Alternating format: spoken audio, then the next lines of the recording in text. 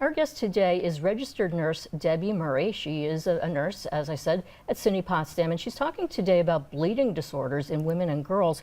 Specifically, what illness are we talking about today? So today we're talking about hemophilia. Today is World Hemophilia Day, and this year the focus is on women and girls bleed too, because it's always been considered a males-only disease, but women and girls do have hemophilia and can bleed and need the proper treatment. So for people who don't know, what is hemophilia? So hemophilia is a genetic bleeding disorder.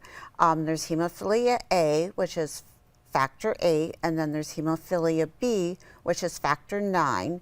My family has the hemophilia B. And what does that mean if you have hemophilia B? So you are missing your clotting factor.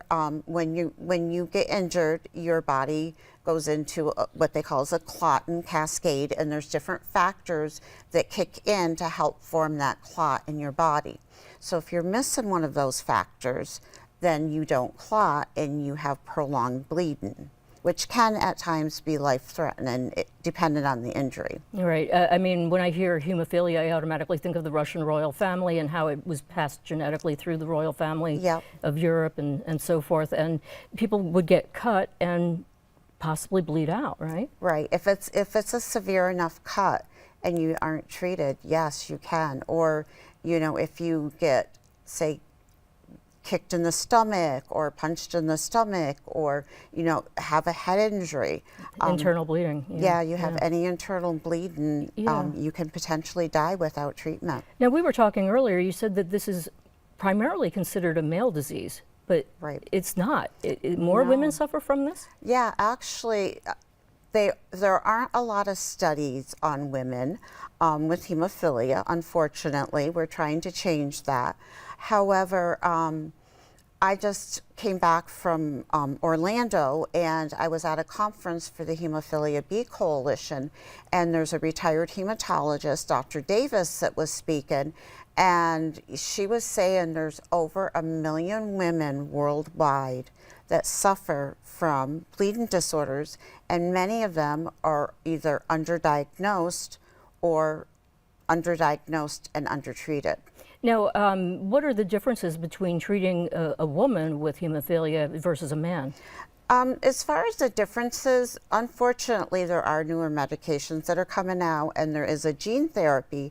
However, they don't study them on women, so those are geared only for males. And then, so basically, just like men, we need to inject the missing clotting factor via a vein.